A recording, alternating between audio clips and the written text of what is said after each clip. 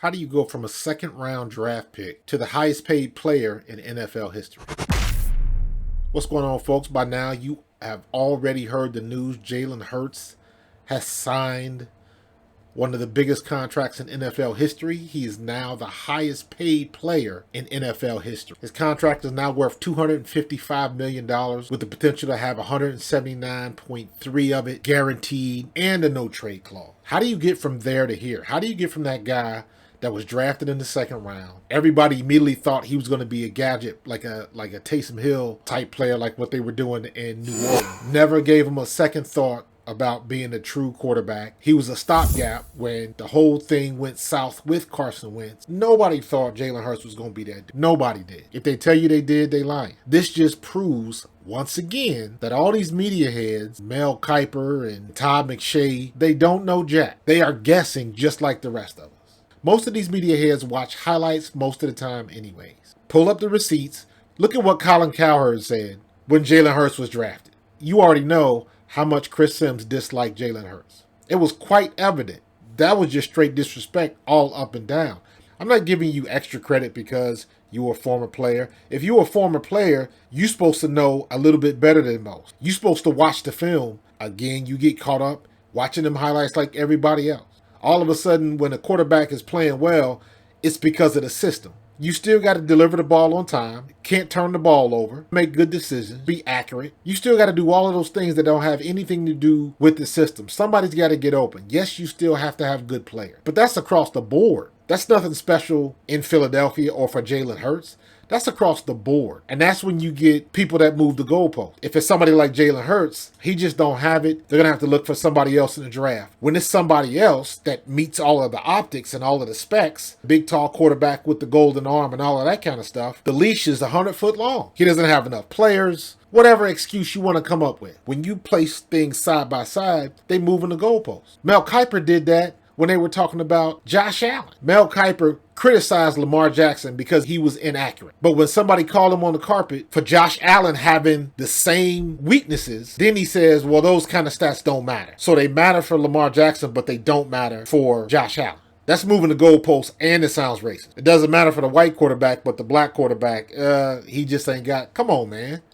Back to Jalen Hurts. If you said you knew Jalen Hurts was going to be this good, you're lying. Nobody did. I knew he was going to be good after last year. When he had that short season where he started those 4 or 5 games or whatever it was, my opinion was he's at least earned the opportunity to come back as a starter. If he don't get it done, he don't get it done.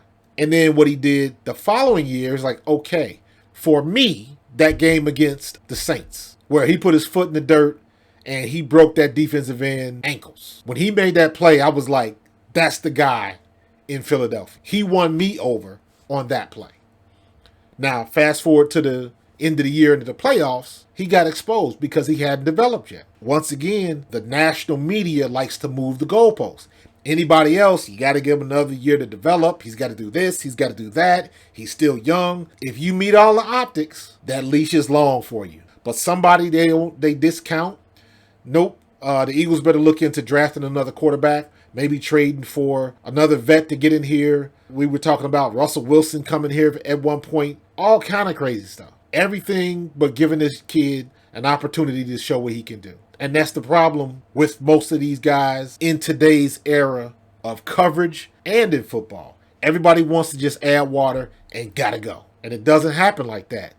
NFL is still a hard place to play. And you still gotta develop. It took Josh Allen 3 to 4 years. It took Tom Brady a couple years. Justin Herbert's going to take a couple years. Joe Burrow's going to take a couple years. You got to be good at what you do. You got to stay healthy. You got to deal with people coming and going on your squad. And in Jalen Hurts' situation, from his freshman year in college all the way up until last year, he had to learn a new offense every year. Most people underestimate how difficult that is. And I said this last year.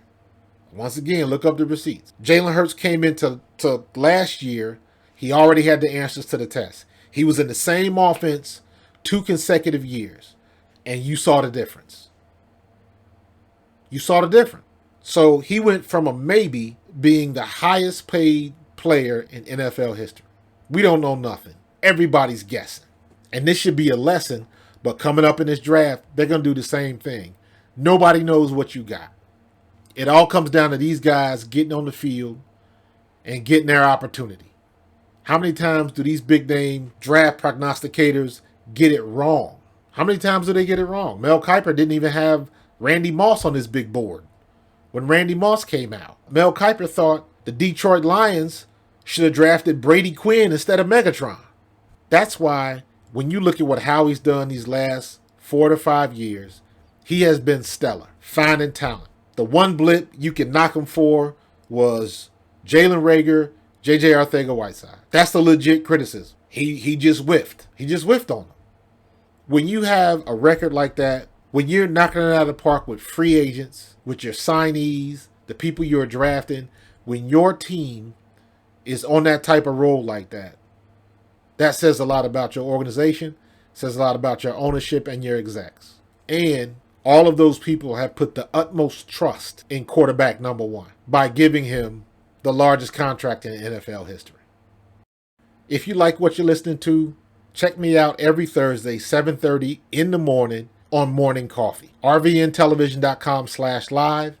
You can also check me on the mothership, A2D Radio, every Thursday night at 7 p.m. on A2D Radio on YouTube. Check us out, smash that like, and I want to see you in the chat. Get back to the huddle. We'll see you in the next play.